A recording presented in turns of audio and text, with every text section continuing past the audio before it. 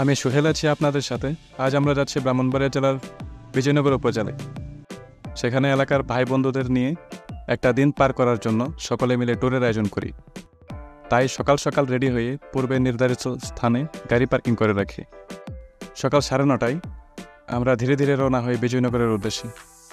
তবে আমরা গাড়ি চলাকালে চালককে বলে রেখেছিলাম বিজয়নগর যাওয়ার আগে আখাউড়া, খড়মপুর, কেল্লাসার মাজারে অল্প কিছু সময় কাটাবো। তাই সকলে মিলে খানিকটা সময় নিয়ে মাজারের কিছুক্ষণ অবস্থান করে আবারও রওনা দেই বিজয়নগর লিচু বাগানের উদ্দেশ্যে। আমরা প্রথমে গিয়ে উপস্থিত হই বিজয়নগর উপজেলার বিষ্ণুপুর ইউনিয়নের কালাছড়া গ্রামে লিচু বাগানে। সকলে যার যেমন পছন্দ অনুযায়ী লিচু ক্রয় করা, কিছুটা বিনোদন, কিছুটা আনন্দ ঘন মুহূর্তে কাটাই সকলে।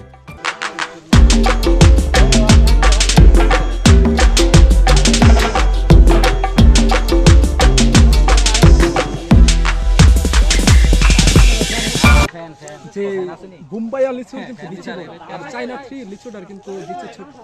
বোম্বাইয়া লিচু আমরা 350 টাকা শ কিনেছি, আর চাইনা থ্রি কিন্তু 1200 টাকা। এটা কি সত্য? হ্যাঁ সত্য। কেমনে কেমনে মানে তুমি জিঙ্গাও দোকানের মালিক। ও এখন দোকান না, এটা তো একটা বাগান না। বাগানের মালিক তো, দোকানের মালিক না। দোকানের মালিক শেলা ভাই বলেন বলেন ও কেন এনো ভাই এনো বাম পাশে হেডো হেডো বুকটা ফটকা আমগা স্টুডেন্ট। আসসালামু আলাইকুম ওয়া রাহমাতুল্লাহ। সবাই কেমন আছো? আশা করি সবাই ভালো। সব ফ্রেন্ড সার্কেল মিলে চলে আসলাম বিজয়নগর। দোয়া করি তোমরা। আর একটা বাইক দিব আর কি এলইডি দিব অলসে কিছু এগুলো বলার বাইত আছে, এগুলো লাগবে না। আর বেটা যদি বেটা সাজাই দিলে দিব, না দিলে না। আমরা দাবি দিব সব ভাই। কি কোন ভাই সাজাই না দিলে সমস্যা নাই তো। সিটি গোল বাজারে অভাব আছে নাকি? সিটি গোল কিনা দিব লাগান তো আপনার জন্য আমরা কি সেবা দিতে পারি ভাইয়া?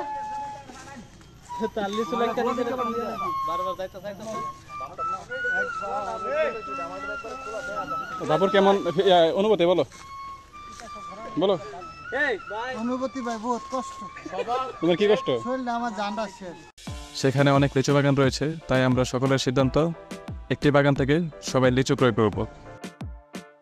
বাগানের দায়িত্বে থাকা লোকজনের সাথে কথা বলে দাম নির্ধারণ করে শুরু হয় আমাদের লিচু পাড়া।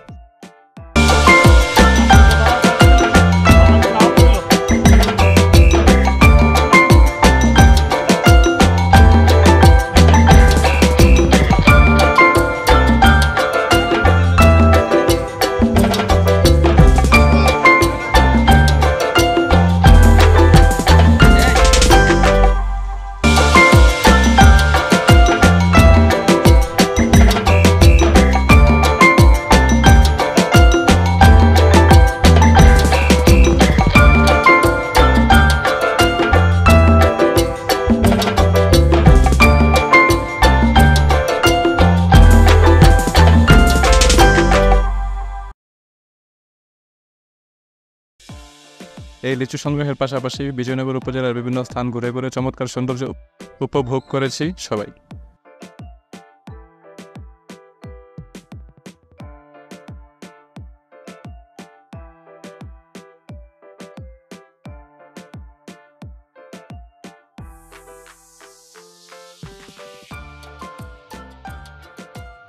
লিচু পেড়ে সংগ্রহ করতে করতে আমাদের সময় লেগে যায় প্রায় 3 ঘন্টা।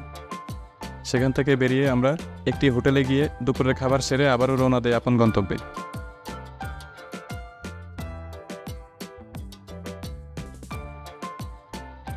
এই ভ্রমণের বিশেষ দিনটি সকলের স্মরণীয় হয়ে থাকবে বলে জানায় ভ্রমণ সঙ্গীরা।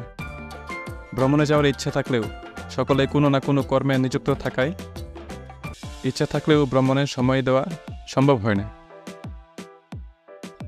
আজকের এই দিনটি আমাদের খুবই ভালো কেটেছে। ভবিষ্যতে সময় পেলে অন্য কোনো ভিডিও নিয়ে আবারও হাজির হব অন্য কোনো স্থানের।